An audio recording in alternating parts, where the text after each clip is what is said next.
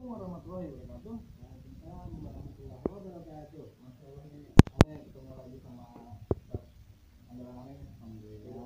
Masya Allah, siap Ustaz? Alhamdulillah sehat. Alhamdulillah sehat. Masya Allah. Kakak aneh yang dari teman Ustaz. Sebenarnya buat ke dalam dia. Oh benar. Buat dalam dia. Masya Allah.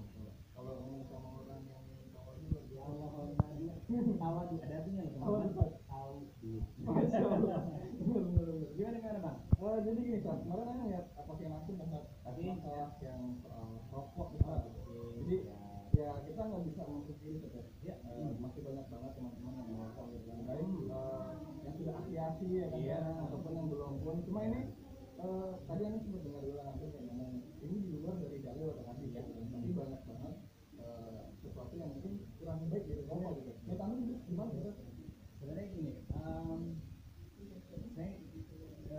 gue sendiri ya nggak menjustifikasi secara fikihnya ini haram atau ini makruh karena dia nggak membahasakannya seperti itu. Tapi buat gue begini nih,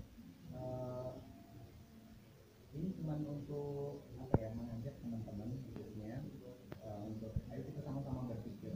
Kenapa? Karena di dalam Al-Quran la'allakum yatafakkarun biulil albab, artinya otak yang paling dalam. Berarti Allah mengajak kita untuk berpikir secara mendalam gitu. Nggak ada dalil la'alakum bapariyun gitu kan, atau sejenisnya gitu kan. Gitu. Jadi maksudnya gimana gitu. Jadi gini teman-teman, kita sadar bahwa kita semua beriman sama Allah. Kita yakin bahwa hari akhir itu ada.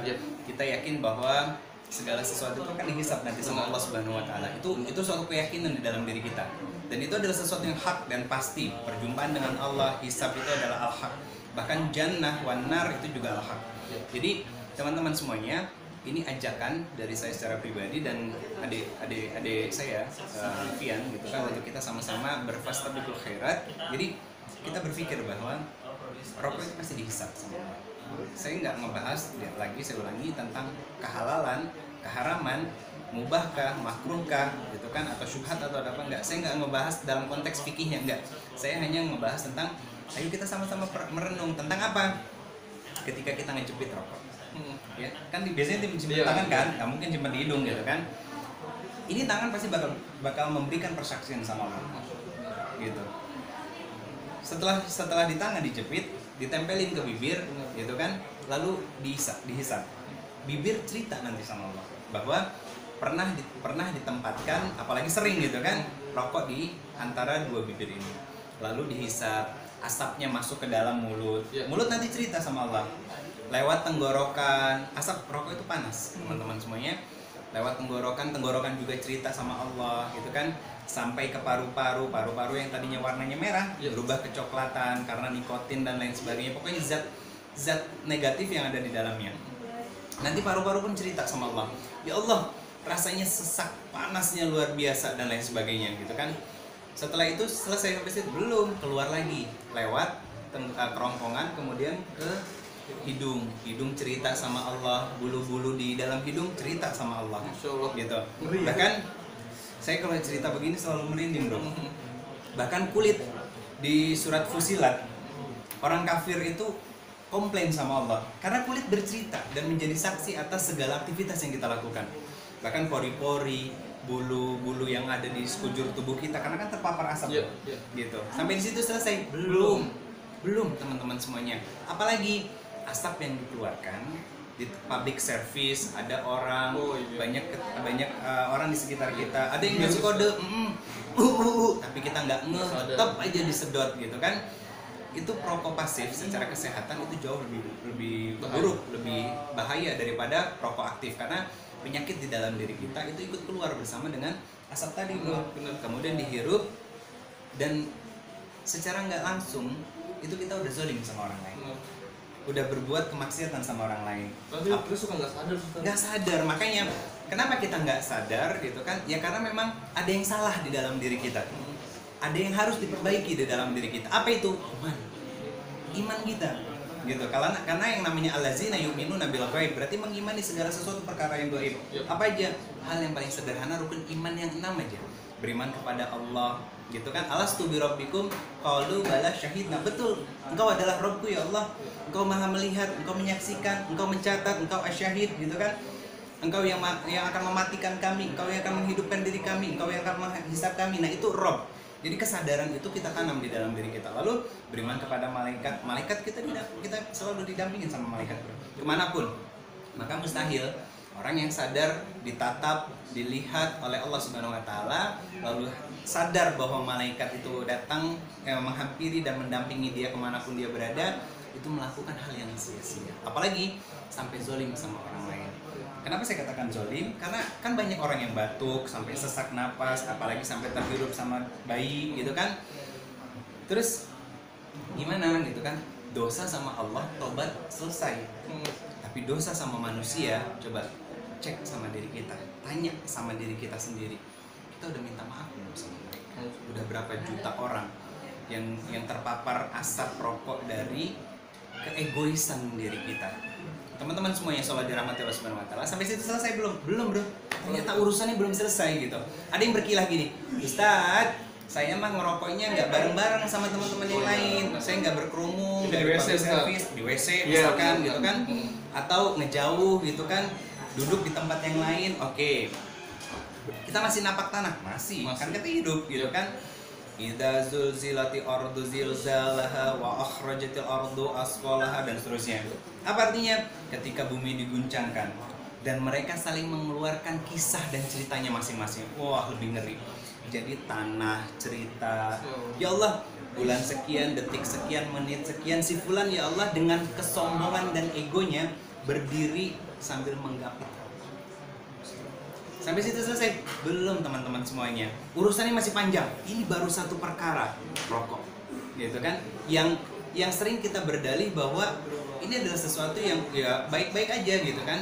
Yang ngerokok nggak ngerokok bakal mati kok. Ini bukan perkara itunya, tapi dibalik itu semuanya ternyata ada sesuatu yang besar yang nanti akan kita pertanggungjawabkan sama Allah Subhanahu Wa Taala. Selesai sampai situ? Enggak. Apa contoh lainnya? Tumbuhan kan berfotosintesis dan pada malam hari respirasi gitu kan. Ternyata yang dihirup adalah bekas-bekas dari asap rokok yang di situ nempel zat nikotin. Coba aja teman-teman, daun yang masih hijau, kita sambil ada asap rokok di mulut kita berulang-ulang kali ditiupkan ke daun yang hijau itu, lama-lama mereka akan mengering. Gitu. Dan itu yang akan terjadi nanti dan mereka akan cerita sama Allah Subhanahu Wa Taala.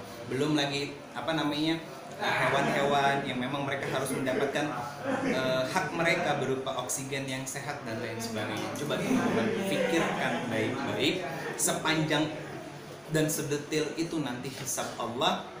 Masihkah kita menganggap bahwa rokok itu sesuatu yang baik? Coba tanya dengan nurani kita sendiri. Coba tanya diri kita sendiri. Kalau ada alasan bahwa Kang susah buat berhentinya gitu kan, sebenarnya bukan susah untuk berhenti. Coba kita cek ya. Biasanya Ramadan ya bro ya, azan subuh. Oh iya, di puasa ya. Nah, ngerokok pasti langsung dimatiin. Kenapa? Udah azan. Gitu kan. Terus dari azan subuh sampai beduk maghrib gitu kan kita puasa. Artinya saat kita berpuasa kita sedang taat sama Allah. Artinya ketika kita taat sama Allah, kita takut sama Allah. Gitu kan? Kalau kita emang benar-benar seorang muslim yang beriman gitu kan, yang memang meyakini bahwa Allah menatap dan melihat dan menjadi saksi atas segala aktivitas yang kita lakukan, maka mustahil kita siang bolong di bulan Ramadan ngerokok, berpuasa. Gitu. Artinya kita takut dalam pengawasan Allah Subhanahu Wa Taala. Terus kenapa begitu duk Allahu Akbar, azan maghrib, minum rokok dulu Bang. Habis minum, ngidupin rokok. Ya Allah ya Karim. Pertanyaannya, selama seharian penuh kita takut, kita sedang taat sama Allah, begitu buka puasa Allah dikemanakan. Rasa khauf kita terhadap Allah dikemanain. Gitu. Jadi intinya bukan kita yang nggak bisa berhenti merokok, teman-teman.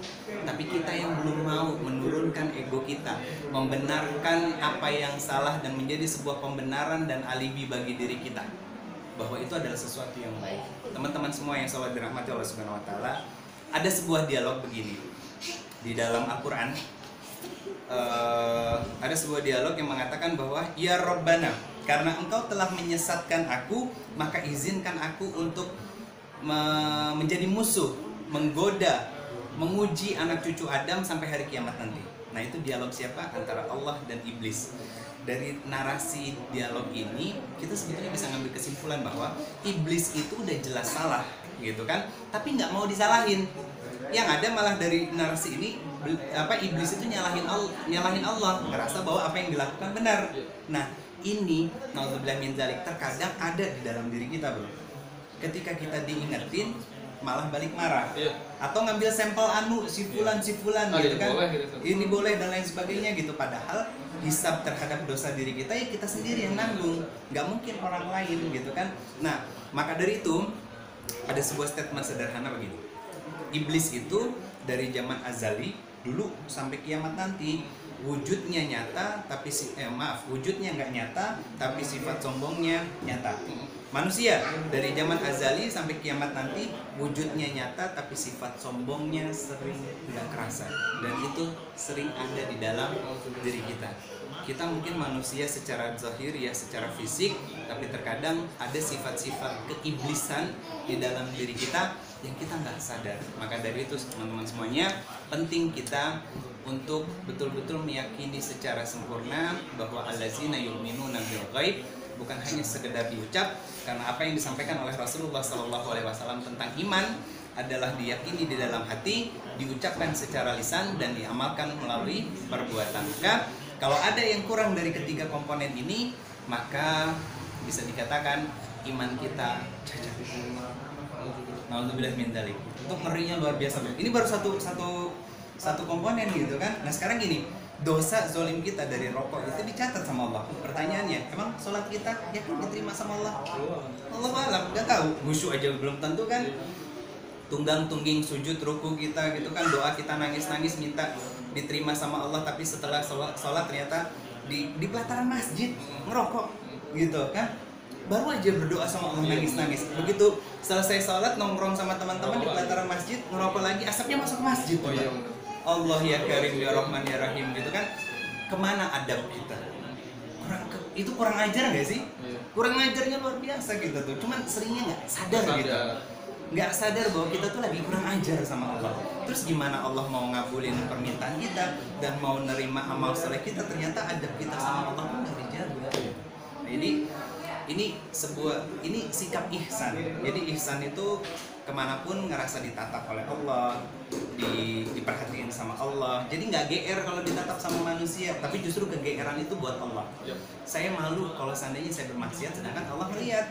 Saya malu kalau seandainya saya zolim sama orang lain sedangkan Allah mencatat, dan lain sebagainya gitu. Inilah ihsan, buah dari keimanan yang kuat, syariat yang dijalankan terus-menerus melalui amal soleh gitu kan, sehingga keimanan itu terhujam kuat di dalam diri dia, sehingga wajar kalau seandainya titel itu Allah sematkan dia menjadi pribadi yang bertakwa. Masya Allah, tabarakallah. Aneh nggak ngerokoknya merinding sih. Ngebayangin apa ya? Iya sebegitu dahsyatnya ya soal hisab tuh. Apalagi soal perkara rokok, karena Eka istri aneh. Iya. Dia anti banget sih, karena dikit orang batuk tuh pasti mas rokok bisa. Karena kayak ya Allah, iya ya kayak ngerasa banget. Alhamdulillah. Itu satu hal. Masya Allah. Lain-lain. Ini pesan singkat dari Ustaz, cuma apa ya? Gue bilang enak buat di hati sih. Masya Allah. Pesan buat Ustaz nih singkat buat teman-teman yang masih merokok, gimana? Teman-teman semuanya, ayo kita sama-sama berpikir secara sehat ya. Kita hidupkan keimanan kita. Jangan sampai kezaliman kita dicatat oleh Allah Subhanahu wa taala, amal yang sia-sia tercatatkan oleh Allah Subhanahu wa taala. Salat kita yakin diterima belum tentu. Sedekah kita yakin ikhlas belum tentu, gitu kan? Amal soleh kita yang lainnya yakin betul-betul nas'aluka ridhoka wal jannah belum tentu, gitu kan? Dosa pasti tercatat, sedangkan amal soleh belum tentu diterima oleh Allah Subhanahu wa taala. Nah, sekarang kalau ternyata dosa yang banyak tercatat, ya kan? Melalui satu perkara aja tadi rokok, gitu kan? Panjang berjejer. Itu belum semuanya, dan Allah jauh lebih teliti lagi daripada dari yang saya sampaikan tadi, gitu kan? Nah, sekarang dengan dosa yang ada gitu, surplus dosa berarti kan, terus gimana kita mau membayar? Ketemu nanti sama saudara-saudara kita yang nggak sengaja kita zolimin di hadapan Allah, si fulan nggak tahu berapa ratus orang, berapa ribu orang, berapa juta orang mereka nggak ridho, mereka ngerasa terzolimi, gitu kan? Pahala kita emang banyak, gitu kan? Pahala kita, ya oke lah, mungkin banyak lah pahala kita, misalkan gitu, GR aja nggak apa-apa gitu kan? Pahala kita mungkin banyak, gitu. pindahin, ternyata pahala kita udah keburu habis, tapi urusan belum selesai. Lalu apa yang dilakukan oleh Allah? Memindahkan dosa-dosa mereka ke kita. Yang tadinya kita ahli surga, ternyata harus dicuci dulu. Satu perkara, apa itu namanya? Rokok. Jadi yuk kita berpikir sungguh-sungguh, pelajari tentang sejarahnya, jangan mau termakan dan terbius sama kesenangan yang justru akan menggelincirkan kita semuanya. Teman-teman semuanya, Allah katakan di dalam Al-Quran, orang-orang yang selamat adalah orang-orang yang mau menggunakan akalnya. Salah satunya demikian, Ulil albab la'allakum yatafakkarun, dan sejenis.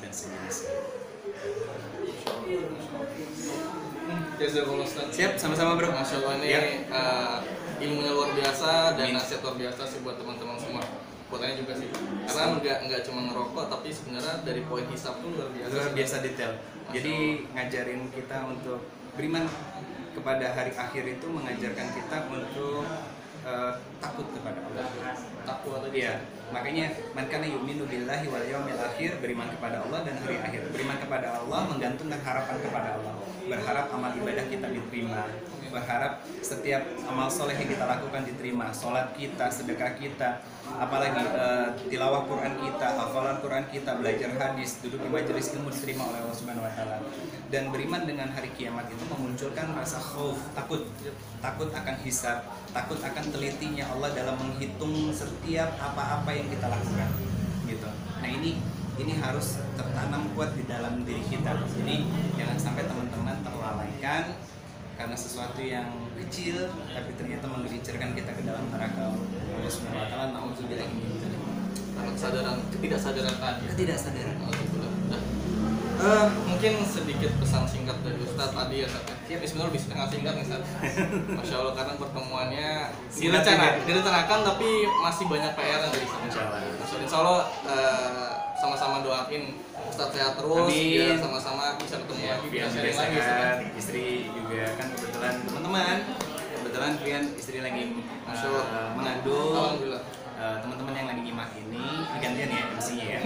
Minta doanya untuk kesehatan janin sampai lahir nanti. Amin. Dan akan tumbuh menjadi anak yang soleh dan soleha, ahli Quran, ahli qiyam, ahli sedekah, wa amalan solehan, dan insya Allah akan menyelamatkan kita semuanya sampai ke surga.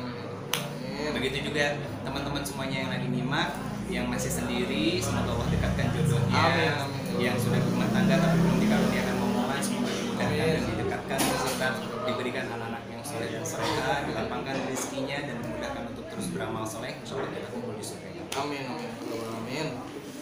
Ya guys, mungkin dari gua sedikit cukup nih dari Ustadz Ridho, udah terlalu detail dan masya Allah sih gue bilang. Insya Allah nanti next time kita ketemu lagi. Insya Allah ada Kang Ridho atau Ustadz lain atau ada teman-teman buat sharing lainnya kan. Insya Allah terus bermanfaat ya. Amin. Insya Allah. Siap, sama-sama saling doain. Kurang lebihnya mohon maaf. Pastinya kalau ada kurang dari anda pribadi, dari Ustadz, bila ada kebaikan semua atas izin Allah Subhanahu wa taala. Ane pamit, Ustadz Ridho pamit. Akhir kata, assalamualaikum warahmatullahi wabarakatuh.